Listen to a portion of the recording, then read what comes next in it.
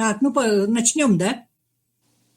5 минут подождали, включатся, наверное.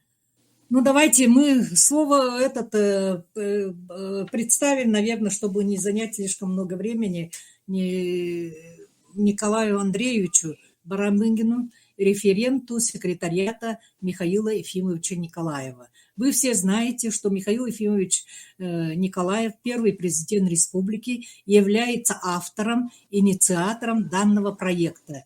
И то, что данный проект поднят на государственный уровень, и в течение 10 лет он работает, конечно, это заслуга, просто прямая заслуга Михаила Ефимовича. И в этом году, если мы десятилетие отметим, то этот проект будет превращаться, конечно, я надеюсь, по линии образования в программу «Музыка для всех». Пожалуйста, слово предоставляем для приветствия Николаю Андреевичу. Добрый день, уважаемые участники совещания. Меня уже представили. Я работаю в аппарате государственного советника Республики Саха-Якутия, первого президента республики Михаила Ефимовича Николаева. Прошлый год он завершился большими успехами. Прошел очередной конкурс, прошел конгресс, на котором даже было еще раз выдвинуто предложение об расширении проекта, чтобы не только в Республике Саха-Якутия, но и в других регионах Российской Федерации данный проект мог осуществляться. И, как уже сказала Ольга Михайловна, наш первый президент не успокаивается на достигнутых результатах, он ставит новые задачи, ставит более высокую планку. И в связи с десятилетием осуществления проекта и планируемым объявлением десятилетия проекта «Музыка для всех», я думаю, нам в этом году предстоит также огромная работа. И нам надо сделать задел на будущее, чтобы наш проект мог продлиться и на следующие периоды, чтобы наши дети могли через обучение музыке, и в этом году также поступило предложение не только музыки, но и хореографии, чтобы благодаря этим дисциплинам дети могли развиваться интеллектуально и готовиться к трудностям взрослой жизни. Но желаю вам, самое главное, успехов, удачи, здоровья, и надеюсь, что все те идеи, которые нам высказывает наш первый президент республики Михаил Ефимович Николаев, которые поддержаны Илдарханом Айсеном Николаевым, они будут успешно претворяться в жизнь. Спасибо за внимание. Спасибо, Николай Андреевич.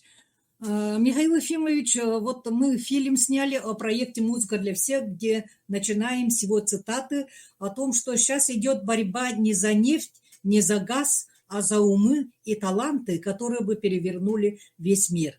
Действительно, мы с вами начали этот проект в 2013 году, были вместе, это было успешное начало, можно так сказать. Потом мы в течение 10 лет работали, тоже это половина успеха. Но мы в течение 10 лет вместе, это большой успех считается. Поэтому те люди, с которыми мы в этом году присоединились, а те люди, которые ушли на другую должность, но все равно продолжают идею Михаила Ефимовича и эту прекрасную идею для развития мозга ребенка, это, конечно, данный проект держит на плаву. Это как приливная волна. Мы хотим, чтобы побольше людей, родительской общественности поняли бы влияние, что музыка является педагогической инструментом для развития мозга ребенка. Больше других инструментов нет, который так влияет. В В законах музыки, то есть сольфеджио, это законы Вселенной. Поэтому, когда человек занимается музыкой, у него начинается постепенно нейроны мозга приходят в состояние работы, и главное, две полушария начинают друг с другом действовать. Вот и мы сегодня, значит, музыкальных кластеров собрали, и у нас должна работа вестись по 8 музыкальным кластерам. 9 января, первый рабочий день этого года, я встретилась с Айсеном Сергеевичем Николаевым. Значит, об этом мы и писали, и говорили. Айсен Сергеевич полностью поддерживает проект «Музыка для всех», поэтому вы должны довести до ваших глав муниципальных администраций, что они должны поддержать курс Михаила Ефимовича Николаева и Айсена Сергеевича Николаева. Потому что действительно при поддержке, государственной поддержке в течение 10 лет этот проект двигается более-менее так, скажем, успешно. Если вот он еще добавил, возможно ли рассмотреть вопрос и попросил, чтобы мы включили еще хореографию. И проект будет так же, как я раньше назывался, проект «Музыка для всех», и направление музыка, направление хореография. Хореографические училища согласились быть научно-методическим центром, как в свое время согласилась Высшая школа музыки быть научно-методическим центром проекта «Музыка для всех». Поэтому вы на местах в своих музыкальных кластерах, улусах уже должны говорить, как сделать так, чтобы хореография включилась в этот проект. Хореография начинается, как говорится, с народных танцев до бальных, до классических танцев, до современных танцев. И если мы какие-то мероприятия раньше проводили без хореографии, то сейчас вот музыкальная семья у нас наверняка пройдет, танцуют все, мы включаем направление. И во всех общеобразовательных школах есть танцевальные коллективы, в каком направлении они должны развиваться, как сделать так, чтобы курсы повышения квалификации именно хореографов, по какому направлению двигать и так далее. Мы ждем от вас предложений. Значит, кроме того, по заданию Айсена Сергеевича Николаева встретилась я с министром культуры Юрием Степановичем и любимого министром образования. И, в общем-то, совместное решение приняли с 1 сентября начала учебного года, этого учебного года будущего, то есть объявить десятилетие музыки во всех общеобразовательных школах до 1933 года, во всех детских садах и во всех детских школах музыки. То есть десятилетие музыки. Что это такое? Что мы должны это сделать? Обязательно мы рекомендуем замену звонков обычных на классическую музыку, чтобы дети вошли в класс классическая музыка и вышли бы на перемену по классическому, когда звучит классическая музыка. Мы видели в московских школах 324-я «Жар-птица», как это хорошо влияет на поведение, на мозг детей. Поэтому, если у нас директора школ, завучи возьмутся за это дело, я думаю, это возможно. В это десятилетие обязательно нужно во всех общеобразовательных школах объявить один день музыки. Скажем, музыкальный вторник или музыкальная пятница, чтобы в этот день на больших переменах, или как вы организуете это, играли на музыкальных инструментах дети, которые владеют музыкальным инструментом. А то они нигде не показывают. Вот мой внук, например, закончил музыкальную школу, он так ждал, что в 5-й школе когда-нибудь попросят его сыграть, но так и не участвовал. Ведь дети учатся для того, чтобы показывать свое искусство. Поэтому и школа, я сама ходила, просила и так далее. Но, видимо, желающих очень много. В общем, в течение вот 9 лет, когда он учился, он, в принципе, не нашли время. Поэтому каждый ребенок, который учится в детской школе искусств, это все равно ребенок, который учится в общеобразовательной школе. Они хотят показать свое искусство. Поэтому День музыки объявить обязательно надо. Так, дальше. Значит, увеличение количества пилотных школ мы в этом году ставят. Министерство образования было 74 у нас пилотные школы, в которых неделю 3 часа велись музыкальные занятия. В этом году они решили увеличить до 100 школ. Но Михаил Ефимович, когда услышал это, он говорит, что этого мало. Надо попросить глав муниципальных образований, чтобы пилотные школы были вот от Министерства образования 100 школ и от глав муниципальных образований 100 школ еще дополнительно. Тогда это был бы класс, музыкальный класс главы такого-то. Это будет повышение авторитета главы, и это нужно организовать. Конечно, сам глава не придет и не скажет, давайте пусть этот класс будет моим классом. Нет, конечно. Но это надо положение написать, это надо в каждом музыкальном кластере, это можно по-разному исполнить это задание, притворить в жизнь, имеется в виду. Так, увеличение количества детей в детских школах искусств ставится в этом году. Задача в 2 раза за счет введения платного обучения.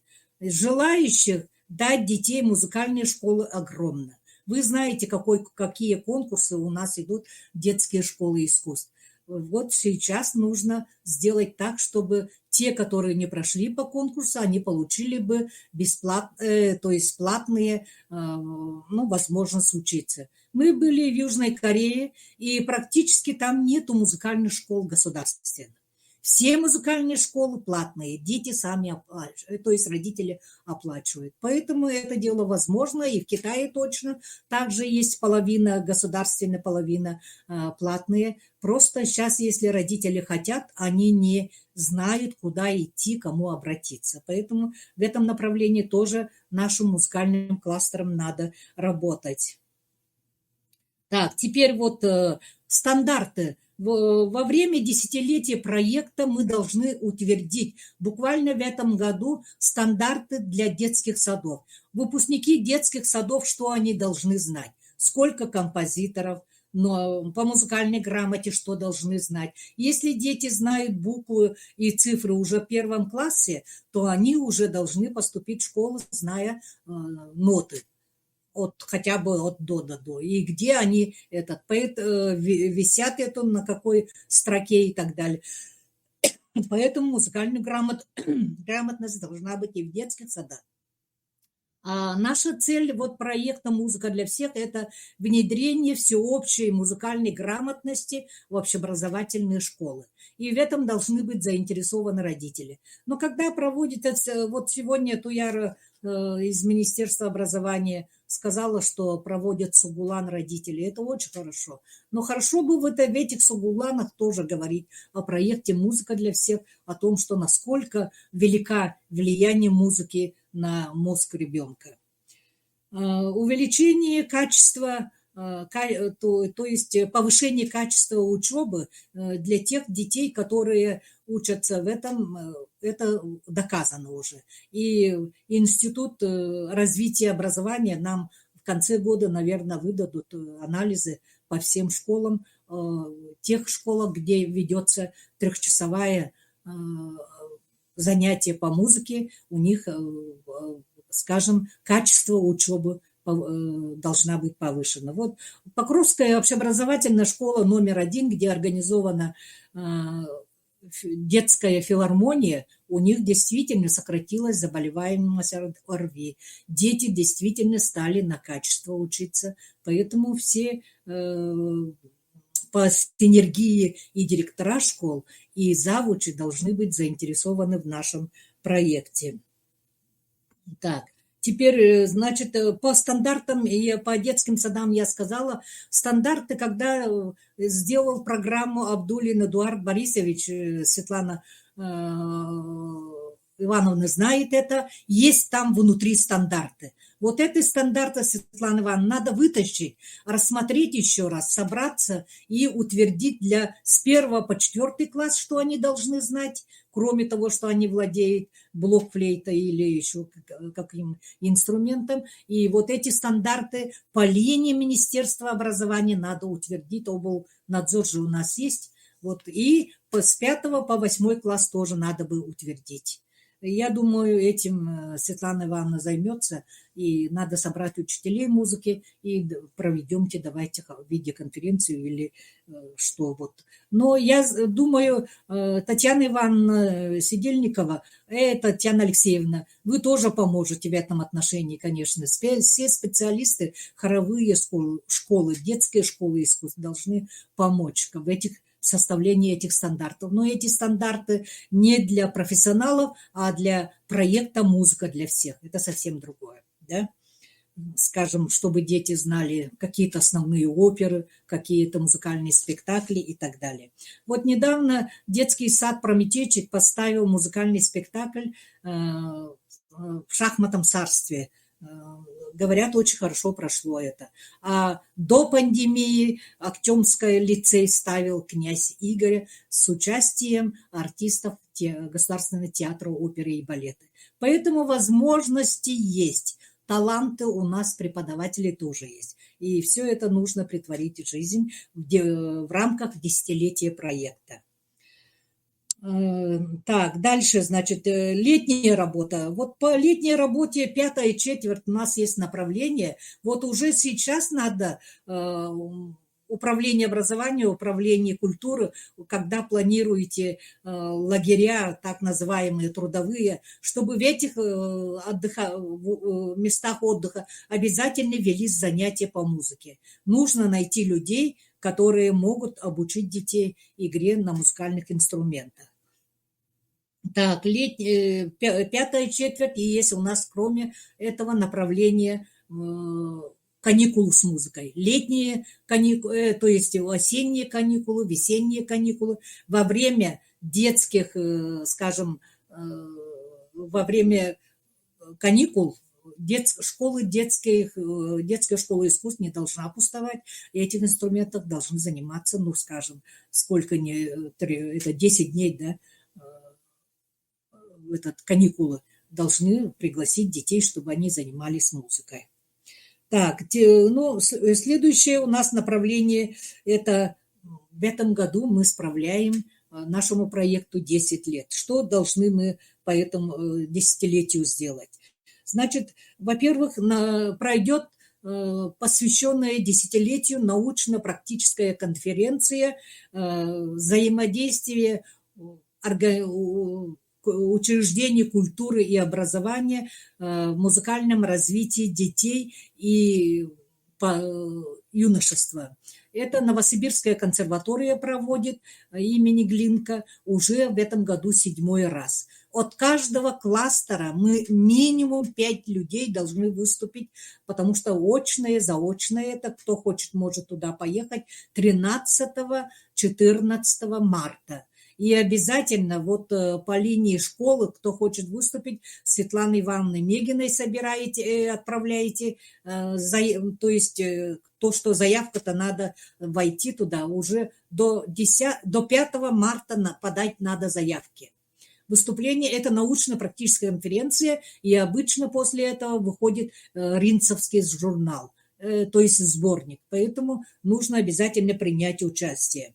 13-14 марта. Так, теперь новые имена Якутии. Новые имена Высшей школы музыки проводятся с 23 по 26 марта. И обязательно тоже мы должны принять участие. В новых именах это, конечно, все инструменты мы охватываем, да, оркестры, фольклорные коллективы могут принять участие, духовые оркестры, оркестры народных инструментов, очно. С 23 по 26 марта там прямо при Высшей школе музыки будут жить и работать, то есть участвовать в этом конкурсе. Этот конкурс, вы знаете, по линии Министерства культуры, по линии Министерства образования входит в общий этот список, утверждаемый список конкурса. Так, значит, музыкальная семья у нас должна быть 2023. Конкурс, республиканский конкурс «Музыкальная семья». Музыкальные кластеры в марте-апреле уже должны провести свои конкурсы, чтобы отобрать в ноябре этот победители семьи приняли бы участие в нашем республиканском конкурсе. Значит, мы тут ставим танцуют все тоже входит, если семья все танцуют, номера могут поставить. Вы очно или заочно, как вы решите, по кластерам проводите 8 конкурсов «Музыкальная семья». Первый этап. И второй этап – это музыкальная семья республиканская будет. Так, у нас, наверное, сделаем, в октябре у нас Международный день музыки. У нас обычно бывает это закрыто. Дорога, через река закрыта, поэтому в начале декабря, в конце ноября. Так, значит, музыкальная семья. В этом году, 4-й конкурс это будет, в этом году мы проводим Олимпиаду, 2-ю республиканскую по музыке, музыкальный эрудит. Значит, 5 человек из общеобразовательной школы, 5 человек из детской школы искусств. В прошлом году у нас музыкальный эрудит прошел очень хорошо. Город Якутск, хотя должны были городской кластер поставить 1 команду, поставили 4 команды, и центральный кластер тоже поставил несколько команд, поэтому мы сочли, что этот конкурс, оказывается, может идти успешно. Поэтому вы, пожалуйста, продумайте тоже в конце года, но в марте-апреле вы должны провести свои конкурсы по музыкальным кластерам, свои конкурсы музыкальной олимпиады. Требования это только, вот смотрите, вы проводите по музыкальным кластерам музыкальная семья, музыкальная олимпиада. Практически все, да. Ну и наверняка 9 мая попросят, чтобы хореографические какие-то были к празднованию. К этому вы можете использовать те направления, которые у нас уже и без проекта было, танцуют все. Поэтому в этом направлении можете работать. Я думаю, успешно. Так, и в конце года, конечно, мы подведем итоги десятилетия проекта «Музыка для всех». Уважаемые коллеги, дорогие активные реализаторы конкурса, в этом году, можно сказать, пандемия в течение 2 лет, это, конечно, ослабла работа музыкальных кластеров, поступило очень мало заявок. И те заявки, которые поступили, они все заняли первые, 2-е места. Поэтому в этом году постарайтесь, пожалуйста. Мы вводим новую, юный композитор. Можете вы уже сейчас поработать в этом направлении. Это юные теоретики, которые у вас пройдут в конце этого музыкальной олимпиады. Вы их уточните и включите в свою И надо сделать по музыкальным кластерам свои гранты. Скажем, переговорить с главой 4 улусов или 8 улусов, как у вас получится. Понемножку они денег дадут, и это будет грантовая работа по этой. Просто нужно это организовать. И тех детей, которые юные теоретики или юные композиторы, их надо поощрить. А как поощрить? Знак придумать, может, диплом сделать, и денежные вознаграждения и так далее. Все это можно сделать. Вообще, человек, который что-то двигает в этом мире, отличается от человека, который находит причину, почему это не может он сделать. Перепонов очень много. Деньги дадут, я все сделаю. Конечно, если деньги есть, построить дворец. Но если нет денег, и нужно найти эти деньги. Это работа управленцев культуры, это работа музыкальных кластеров. Найдите возможность, зайдите. Вот у нас был в течение 10 лет у нас было распоряжение правительства о реализации проекта «Музыка для всех» с 15 по 22 год. Ни один музыкальный работник не положил на стол в главе данное распоряжение. Он бы отказался, если правительство обязывает его? Нет, конечно, потому что мы сами не знаем, что есть такое распоряжение. Мы не заходим в этот музыкальный сайт наш. У нас есть прекрасный музыкальный сайт «Музыка для всех», домен musforal.ru. Там все документы есть. И вот вы сейчас скажете, в 2022 году заканчивается этот проект. Да, действительно закончилось, но продолжение этого распоряжения, мы меняем это распоряжение, утверждаем новое положение и объявляем десятилетие проекта «Музыка для всех» до 1933 года. Поэтому в этом направлении тоже ждем от вас активного участия.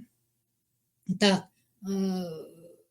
мы оформили, вот проект «Музыка для всех» стал имиджем республики. Куда бы мы ни поехали, сразу говорят: «Музыка для всех, это у вас такой проект», да? И, конечно, как сказала Шейла Вудвард, профессор Вашингтонского университета, которая приняла участие в 3 международных конгрессах, она сказала: это как приливная волна, ее невозможно будет остановить, потому что у вас такие музыканты, у вас такие работники, которые ведут это дело, и действительно благодаря музыкантам это дело двигается в республике. Вот. Но сейчас вот, дорогие друзья, стало таким образом. Мы проводим международный конкурс «Музыка для всех». Ну что за международный конкурс? У нас есть «Розовая чайка», мы получили патент. У «Музыки для всех» больше нет международных конкурсов. Только «Розовая чайка», который проводится 2 года 1 раз. Кроме того, мы на гранты выдают. Оказывается, многие гранты выигрывают направление «Музыка для всех». Нет, вы не поймите меня правильно. Мы не против, пожалуйста, работайте, но вы должны согласовать, чтобы эти мероприятия вошли в общий план работы проекта «Музыка для всех». У нас есть руководитель Михаил Ефимович Николаев. Мы сейчас создаем автономную некоммерческую организацию, учредителем которого будет Михаил Ефимович Николаев. И тоже будет принимать участие в грантах и так далее. Но мы когда начнем? Грантовую поддержку, Светлана Ивановна, наверное, знает, это общественная организация, когда 1 год очень хорошо работает, только после этого имеет право, или полгода участвовать в грантовой поддержке. Конечно, обязательно это мы будем делать, но еще полгода надо ждать этот проект, скажем, да. Ну и, дорогие друзья, я так могу 2 часа говорить, но давайте я послушаю вас. И хотелось бы в заключение попросить вас. У нас в этом проекте на сайте «Музыка для всех» есть фильм о проекте «Музыка для всех» о «Розовой чайке», где Михаил Ефимович Николаев обращается, прямо первой странице этот фильм стоит, обращается юным гражданам нашей республики. И этот фильм нужно коллективные просмотры сделать. Этот фильм надо обсуждать. Этот фильм надо посмотреть. Там нюансов много, конечно. Там мне звонит ребенок, который играл «Музыка для всех» в конкурсе, какую-то ноту не так взял, интонирование не так и так далее. Конечно, я же не говорю это, мы не говорим, что это профессионалы. Нет. На то они и учатся. Это и есть проект «Музыка». Спасибо, что сыграли. Спасибо, что данный фильм вышел. И поэтому этот фильм надо показать. Там принимает участие Кирнарская, наша любимая Дина Константиновна. Принимает участие Залецкая, Залецкая Мария, которая учит у нас музыкальных юных журналистов, и Гилев Александр по духовому оркестру. Очень хорошо выступили все они. Зинаида Григорьевна принимает участие в этом фильме. Ну, естественно, я там немало говорю. Вот, поэтому дети у нас в этом году, раньше был, в первом фильме был героиня Аида Филиппова, которая в 4 года пришла в этот проект и через 3 года стала маленьким шелкунчиком, это шелкунчик, вот международного конкурса «Шелкунчик». Вот Михаил Ефимович говорит, почему «Синяя птица» не участвует? Пожалуйста, возьмите это на запись. Почему действительно мы не участвуем в таких телевизионных конкурсах? Чтобы там прозвучала Якутия. Вот участник, вчера он сказал, участник хора мальчиков, вот принял, ну сейчас уже певец же в Санкт-Петербурге. Как его фамилия-то? Знаете, наверное. И он, в принципе, сейчас известный. Мы его пытались пригласить на конгресс, но уже ставка у него очень большая, и, в принципе, за 2 года все мероприятия у него, приглашение уже есть. Поэтому он говорит... Чернецов Гриша. Да. Вот, Туяра Игоревна Чернецов. Мы с Туярой Игоревной как раз пытались его пригласить, выудить сюда, раз он наш-то. Хотели посмотреть, хор мальчиков-то наш был. Это сначала управление культуры начало, потом он стал президентским. Поэтому он говорит, что в каждых улусе должен быть хор главы, оркестр главы, который содержит он. Какие-то гранты дает и так далее. Поэтому тогда, говорит, дети будут участвовать. Президентский хор, хорошее же название.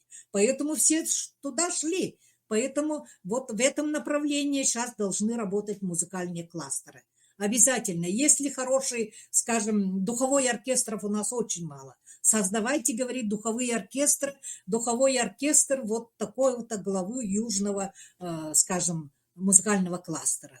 Духовой оркестр это Оленёкского музыкального кластера и так далее. Поэтому в этом и именно, говорит он, надо назвать вот именем главы, что вот этой главы вот музыкальный кластер работает. Поэтому в этом направлении, пожалуйста, думайте. Так? И в заключение, конечно, своего выступления хочу сказать, в марте месяце выйдет журнал «Музыка для всех» в конце. Мы собрали много статей, но тем не менее сейчас нужно обязательно еще мы просим у вас статьи, подумайте, опыт работы, опыт сын ошибок трудных, поэтому по проекту «Музыка для всех» и про гениев наших парадоксов друг тоже надо собрать, кто есть и кто. Надо о них рассказывать, писать и так далее. Среди вас есть и гении, и талантливые люди, и люди с опытом, которые, не покладая рук, работают. Не бездарна та природа, не погиб еще тот край, что выводит из народа столько славных, так и знай, столько добрых, благородных, сильных, любящих душой, посреди тупых, холодных и напыщенных собой. Сейчас очень трудное время мы живем. Не поддавайтесь тупым и холодным, а работайте, беритесь за музыку и создавайте по своим кластерам эту работу проведите, пожалуйста. Вот я смотрю, у нас есть Качекатская библиотека, да? Детская школа искусств или библиотека? Здравствуйте. Библиотека ДШИ, да? Да, ДШИ. Ну, я подумала, Качкатская библиотека. Я хотела бы сказать, в своей работе привлекайте библиотекарей. Библиотекари, между прочим, очень креативные, умные люди. Они хотят выйти из этого библиотеки, но их давят. Они сидят там, поэтому их надо вывести. Прямо вызывайте, вместе с ними работайте, заказывайте литературу. Вот после 4 поздно есть книга японского не писателя, музыканта, да, и так далее. Но все равно надо. После 4 занимаемся, но все равно надо такие книги читать. Поэтому выставки и так далее, они же более грамотно будут делать. Поэтому привлекайте свои работы. Ну и сейчас, вы знаете, я хотела бы слово предоставить. Жирков Данил Иванович здесь есть? Пожалуйста, Данил Иванович, заместитель директора Республиканского ресурсного центра «Юные якутяне». Мы вчера очень долго с Данилом Ивановичем беседовали. И, в принципе, как они собираются работать? Буквально 2-3 слова. Данил Иванович.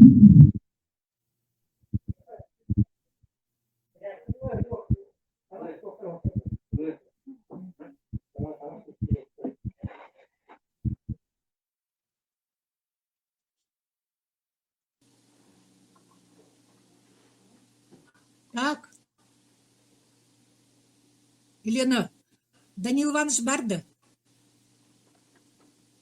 Добрый день. К сожалению, на данный момент Данил Иванович не может подключиться. Ну, у них там совещание или как-то вот. Ясно.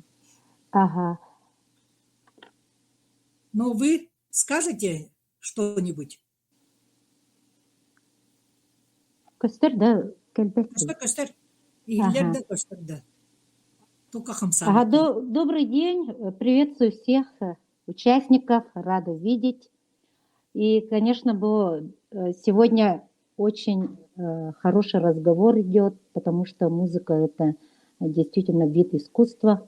Все согласятся со мной, думаю. Республиканский ресурсный центр «Юные якутяне» в рамках проекта о реализации республиканского проекта «Музыка для всех» работает по республике, идет по плану государственного задания, ведется огромная работа среди школ, детских учреждений и, конечно, дополнительного образования тоже. По плану, вот если посмотреть, у нас есть Вилюйский кластер. Ольга Михайловна, правильно ли? Да. Ага, курирует ресурсный центр «Юные якутяне». И по охвату детей там задействованы 3698 детей. Я думаю, это большое количество по Вилюйскому. Ведется работа по мероприятиям. В этом году участвовали очень много детей, и всего проведено 14 мероприятий. Среди детских садов тоже очень активно работают музыкальные руководители. И, конечно, в планах еще больше работать, взаимодействовать. И, конечно, когда есть такие огромные планы, хочется и работать активно. Хорошо, спасибо, Елена. Дело в том, что, Елизавета Романовна, вот ресурсный центр «Юные якутяне» является вашим, как сказать, куратором. Вы об этом знаете, да, Елизавета Романовна? Да, конечно. Ага. Вот и совместную работу, конечно, работу как-то надо оживить, потому что это пришли совершенно новые люди. Сейчас хотелось бы, вот у нас Туяра Игоревна присутствует, Пестрякова, куратор южного, сложного, можно сказать, это улуса, но работа у них ведется не так уж плохо. Пожалуйста, Туяра Игоревна. Добрый день, коллеги. Я хотела бы немножко рассказать о работе южного кластера, в состав которого входят Алданский, Мирюнгринский, Мирнинский, Алёпминский и Ленский районы. Очень многочисленные, огромная территория. И общим словом надо сказать, что отчет за прошедший 2022 год эти улусы представили только по работе детских школ искусств. Но средние общеобразовательные школы, управление образования, прямым текстом говорю, никакого отчета не представили, никакой информации нет. И в целом, да, такая позиция, детские школы искусств, их даже агитировать и убеждать не надо, это как бы убежденные, да, они в силу своей деятельности будут активно работать и наяривать по этому проекту. А вот игнорирование общеобразовательными школами – это дискредитация этого проекта, потому что суть его же о внедрении вот базового музыкального образования именно в общеобразовательных школах. Поэтому я вношу предложение, да, вот мы, филармония Якутии, мы работаем как координаторы, просто вот, ну, как бы для того, чтобы эффективная работа была, невозможно вот дирекции Ольги Михайловны из нескольких человек объять все 35 улусов, поэтому как можем, помогаем. По кластерам, да, мне кажется, надо назначать руководителей, не директоров там, детских музыкальных школ или детских школ искусств, а именно, чтобы это был начальник управления образования. Поэтому по южному кластеру, вот в частности по этим улусам, мы вносим предложение, вот определимся, но нам нужны административные рычаги, Ольга Михайловна, потому что мы можем только просить, с тем, чтобы было принято реальное решение, вряд ли человек будет добровольно с учетом объема таких обязанностей, да, брать на себя и это, да, чтобы это было по линии Министерства образования. Вот такое конкретное предложение. А по ДШИ это как одно из направлений работы кластера, оно и будет дальше работу вести дальше. Ну и второе, о чем я хотела сегодня выступить, это о работе филармонии Якутии по нашему проекту «Виртуальный концертный зал». Мы минимум 2 раза в месяц, минимум, а то и чаще, со своих концертов включаем прямую трансляцию. Все бесплатно, абсолютно, да? А это очень важное направление, слушание музыки, причем не только для учащихся детских школ искусства, а для всех детей и школьников. И вот с подключением к нашим эфирам, вот просто вот пассивно подключиться и слушать, да, у нас тоже ситуация не самая хорошая. Да. Мы даже делаем детские концерты, которые начинаются в 15 часов, прямую трансляцию делаем. Там, конечно, подключившиеся чуть побольше, там такой детский репертуар, концерты хронометражем где-то вот до часа 40-50 минут, да, и то подключается не очень. Вот по итогам прошлого года мои специалисты дали отчет о том, что активно, значит, часто подключается это Алекминская детская школа искусств, Покровская, Техтюрская ДШИ, Алданская ДШИ, Сангарская. Дополнительное образование – это школа для детей с ограниченными возможностями здоровья в Институте новых технологий, детский дом Берегиня и Вилюйская детская школа искусств. Остальные, даже те улусы, где скорость интернета по сравнению с северным, я еще могу их понять, там у них проблемы с интернет-подключением, да? Но хотя бы Намская детская музыкальная школа, если не общеобразовательные, могли же подключаться. Поэтому я убедительно прошу,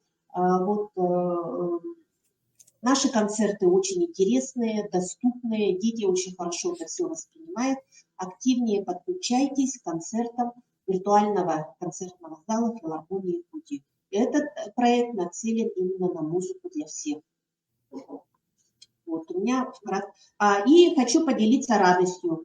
В прошлом году Алекминская детская школа искусств выиграла грант в рамках национального проекта «Культура», грант на создание виртуального концертного зала.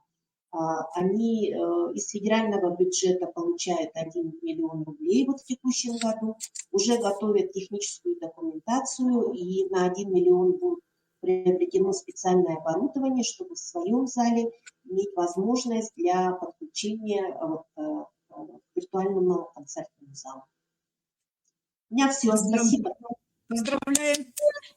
Очень хорошо поздравляем, Таяра Игоревна. Действительно, когда вот я тоже несколько раз подключалась и прямо все время думаю, вот в следующий раз обязательно. Это зависит, конечно, от человека, от организаторов. Я думаю, почему я до сих пор не подключалась? Как хорошо оказывается. После этого хочется жить даже. Но и еще начальники управления культуры, управления образования, директора ДШИ получают от государства заработную плату. Раз они получают, они должны это организовать. А никто не спрашивает, думает, мы же не можем трясти каждого директора и так далее. Поэтому, Григорий Григорьевич, если вы здесь, Пожалуйста, это дело детской школы искусств. Вот когда люди действительно тоже получающие зарплату для вас играют, и мы не хотим это слушать, это тоже как-то вот получается. Но я думаю, Светлана Ивановна, ваша школа имеет возможность подключаться? Если бы я Виртуальный знала концерт. вот такую информацию, конечно, с радостью подключались бы. Ну вот, видите, поэтому с этого Ольга Михайловна, тоже с этой Ольга стороны, Михайловна, да, Туяра Игоревна, ага, можно добавить? Вот мы пожалуйста. в позапрошлом году нам всегда присылали, это Нюрбинская школа искусств, Елизавета Романовна Я говорит, поняла. нам все время присылали афишу виртуального концерта, и мы всегда подключались. А почему-то в последнее время нам афишу эту совсем не присылают. Мы и не знаем, как туда подключаться.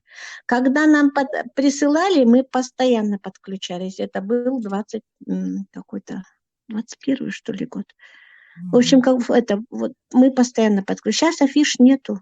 Присылайте, пожалуйста. Мы с удовольствием, мы всегда уделяли время для этого. Спасибо. Я поняла, что проблема в информировании. Тогда нам надо наладить какой-то механизм, потому что мы сидим вот вручную по WhatsApp или как вот по соцсетям же рассылку делаем. На сайте у нас наша информация всегда есть, но тогда в свою очередь вам тогда надо подключаться, что ли, или как? Ольга Михайловна, тогда мы обсудим. Нам по WhatsApp присылали афишу, и мы вот по этой ссылке мы подключались все время. Ага. Вот видите, Туяра Игоревна, вот это можно так сделать. Значит, есть институт регионально-культурного развития, Григорий, ну там есть несколько людей, которые отвечают за ДШИ. Если одному человеку ему отправить, я координаты его отправлю. И мы прикрепим человека, который постоянно это афиши одним кликом во все детские школы искусств отправить. Так, кроме этого, а как сделать с общеобразовательной школой? С общеобразовательным школам мы продумаем. Конечно, тоже как-то, наверное, через Министерство образования это надо сделать, чтобы этот... И по поводу, Туяра Игоревна, вот вы говорите, что начальника управления образования. Конечно, вот Елизавета Анатольевна Мартынова была начальником управления образования Хангаласского улуса, и практически это она поставила дело, проект «Музыка для всех» на ноги именно в этом улусе. Сейчас она работает вообще директором музея, но она посещает постоянно наши мероприятия. Поэтому это от человека очень много зависит. Но я поставлю перед Министерством образования и науки о том, чтобы они сделали приказ, чтобы начальника управления образованием назначили человека по проекту «Музыка для всех», именно музыкальным кластером от образования. Да, от образования так сделаем. От образования сделаем координатор. Можно дать несколько слов быстро? Пожалуйста. Сейчас меня ждут, там дети уже у нас выступление. Итак, здравствуйте, уважаемые коллеги, музыканты, все делаем одно дело. И самое главное, то, что хочу обратить внимание на то, что когда вот собрались, вся республика, все музыкальные кластеры, насчет 3 часов. Насчет 3 часов конкретно по проекту «Музыка для всех». Основной час, 1 час по программе федеральной, и 2 часа по ФГОС часу. Итак, вот еще мы до Нового года или после Нового года Ольга Михайловна говорили насчет того, что часов нет, но отчитывается очень хорошо, красиво, что как будто чуть ли не 100% всем дается во всех вузах, там чуть ли не во всех школах вот эти 3 часа. Но на самом деле эта картина не такова. После Нового года я у своей группы своей организации спрашивала, там у них как обстоят дела. Там конкретно часов, вот есть желающий учитель, который прошел курс, это, нету часов. Даже вот эти школы, которые чисто учились у Абдуллина, им первые 3 года давали часы вот эти, и потом обратно отняли, скажем, Как-то надо делать так, чтобы директора или вот музыкальные кластеры именно, заинтересовали, что ли, директоров, чтобы давали хотя бы вот желающим учителям, которые хотят работать по проекту «Музыка для всех». 2 часа ФГОС и 1 час основной час. Тогда мы возьмем, у нас будет еще лучший результат. Конечно, за эти 10 лет мы видим очень хороший результат. Конечно, нам очень сильно помешало вот эти годы пандемийные, да, которые мы видим во всех конкурсах наших, да, результатах. 2 года это было, конечно, туши, свет, бросай граната. Но в данный момент прошлого смотр по проекту «Музыка для всех» ноябрьский в декабре, который прошел, да, там уже намного лучше стало. И поэтому вот то у нас-то мы уже работаем, поэтому хотелось бы вот все же вот эти 3 часа, чтобы они были. И как-то надо нам совместно все вместе добиться того, чтобы их давали. Спасибо большое. Я ухожу, извиняюсь. Хорошо, отлично. Ага. Записали, ага. Так, выступающие еще есть? Кому предложение есть? А можно мне сказать здравствуйте? Пожалуйста. Ну вот по поводу южного кластера, в частности, вот у нас, да, в Мерлинском районе, у нас просто даже преподавателей музыки в школах средних не хватает, поэтому даже реализовывать практически некому. И действительно, когда идет отчет по проекту, получается, что весь удар падает на детское искусство. Конечно, мы как бы это одно из наших направлений, но не главное. У нас дополнительное образование, мы работаем по своему, стараемся принимать участие в проекте как можем. Но я хочу сказать, что все-таки здесь главный, наверное, удар, все должно быть на средние школы. Ну вот с проблемой этих кадров очень сложно. Спасибо. Хорошо. Вот по поводу кадров. Мы пытаемся, чтобы этот Московский педагогический университет, факультет изящных искусств, открыли бы филиал здесь, в городе Якутске, ну, музыкантов, обучение музыкантов. У нас 6 человек только обучилось за эти годы. Но сейчас этот вопрос в разработке. Теперь, когда я Михаилу Ефимовичу, если бы сказала так, как выступила, как вы сейчас выступили, Инга Викторовна, допустим, он бы сказал, а где не хватает? Каких специалистов? Какая зарплата нужна? В каких школах? Вы к кому обращались? Хотя бы в Министерство образования по этому вопросу обращались или нет? В этом вот так мы говорим. Конечно, указывать, что этого не хватает, того не хватает, здесь плохо, там плохо. Мы там все можем. А какие шаги сделаны для решения этих вопросов? Вот так должен стоять вопрос, потому что когда перед Михаилом Ефимовичем ставишь вопрос, ой, что-то со звуком, да, плохо стало. Так, кто-нибудь еще хочет говорить, или мы заканчиваем на этом? Здравствуйте, у меня такое предложение или вопрос. Вот эти кластеры можно там оформить как общественная организация, там, ну, это музыка для всех, как общественная, ну, автономная будет, да? А кластеры там общественные организации, там с налогом, Анатолий, суставом. абсолютно правильный вопрос. Вы можете автономные некоммерческие организации на каждый кластер сделать. Поставить человека там, скажем, кто будет... Один человек может быть учредителем. Вы можете кого-то поставить, человека, который без работы сейчас, да, и он будет участвовать на грантах и так далее, работать, и именно вот эта автономная организация будет вот заниматься только этими кластерами. Кстати, очень хорошая идея. Ага. Вы из какого вуза, Анатолий? Верхнеевлевская ДШИ, директор. Ага. Директор, да? Да, да. Верхневилюйская. Так, ну раз начали, я вам отправлю устав, и вы давайте действуйте по Вилюйскому кластеру, которые, кстати, не очень хорошо работают. Но Вилюйский, вы выезжаете все время за счет Нюрбы.